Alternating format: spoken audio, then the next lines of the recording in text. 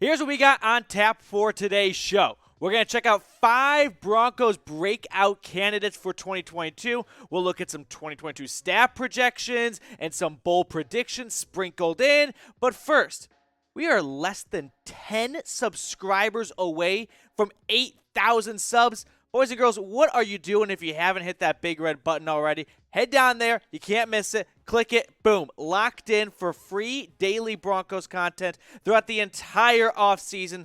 Go ahead and subscribe if you haven't already.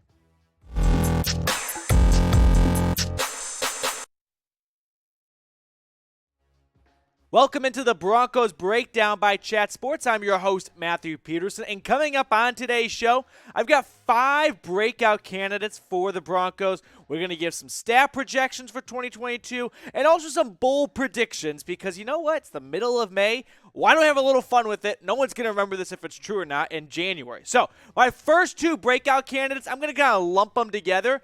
They're 2 wide receivers, Jeudy and KJ Hamler. 2 guys that unfortunately had injury-plagued seasons last year. Hamler, of course, with the ACL tear, and Jeudy had the high ankle sprain in week 1. Both guys lost early in the season, but these are 2 players who were a first and a second round pick. There are high expectations out there for Jeudy and Hamler that simply, I wouldn't say have not been lived up to so far in their career, but I think we'd like to see a better showing in 2022. Hamler, of course, the injury that just lost the entire 22-21 season, he gets a pass. But Jeudy, on the other hand, I wouldn't say he doesn't get a pass because he had the ankle injury, but he didn't score a touchdown. And that sucks. And I understand that it didn't help when you had a revolving kind of 2-person door of Locke and Bridgewater, who were also injured at times, and you were battling through an injury down the stretch. But at some point, when you're picked in the first round, 15th overall, you got to show up. You know what I mean? And hopefully that's what happens this year. More than just his rookie season, but he looks like a first-round guy. He looks like a Justin Jefferson from his draft class. So pick a wide receiver from me. This should be easy, right? It's Jeudy versus Hamler, and it's not much of a competition. But I challenge anyone to maybe go, hey, KJ Hamler, that deep threat, that stretch-the-field receiver, the Tyler Lockett that Russell Wilson had in Seattle, could he be that same guy in Denver? Maybe you want to be hey, I'm going to go outside the box. When everyone's zigging, I'm zagging. And I'll go with 1 for Hamler because I think he could take the top off of defense with that deep threat ability he has. Ultimately, I think Jeudy needs to ball out this year. The guy needs to be more than just a 740-yard player for 3 touchdowns. I'm expecting a big season for Jeudy. Here are my stat projections for him. Over 100 targets, 68 receptions, north of 1,000 yards. That's a big benchmark right there. Can he get above 1,000? I've got him doing it and finding the end zone 7 more times than he did a year ago.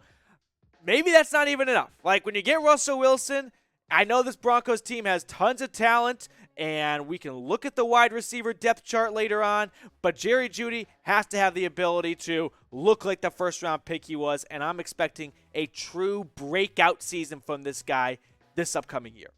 We're keeping it on the offensive side of things for my 3rd breakout candidate. It's the tight end Albert Okwuegbunam, who's going to have a bigger role now that Noah Fant is gone.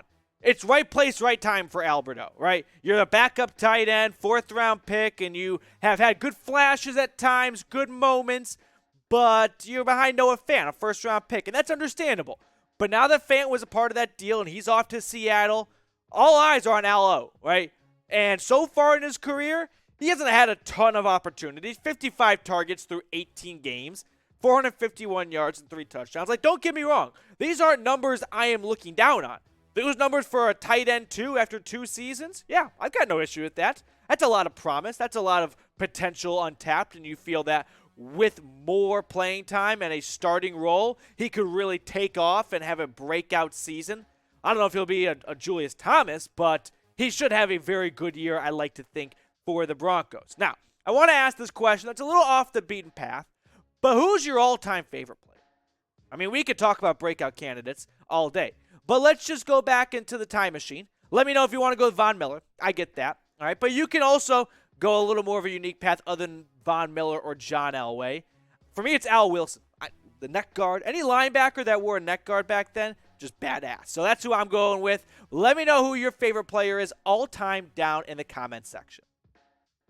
My fourth breakout candidate, offensive guard Quinn Meinerz, a.k.a. Belly. This guy out of Wisconsin and Whitewater last year was kind of the star of the Senior Bowl, if we can remember that far back.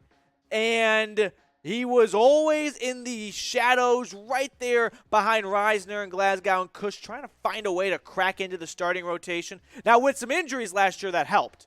But this year, my bold prediction, well, bold-ish, I think he starts week 1. I think he finds a way to edge out whether it is Reisner, Cush, or Glasgow. One of those guys, I think, loses their starting job to Meinerz, who, remember, like, for example, the Cowboys game last season? Well, first off, that was really fun. Like, can we just remember that for a second? Came to Jerry World and absolutely destroyed the Cowboys in front of, how about them Cowboys fans? Now, Meinerz spotted, was it Reisner that game? He looked awesome in it. That guy was just, he looked like Michael Orr in that first scene when he just, like, runs the length of the field with the player. That's what Meinerz looked like. Pro Football Focus last year tends to agree.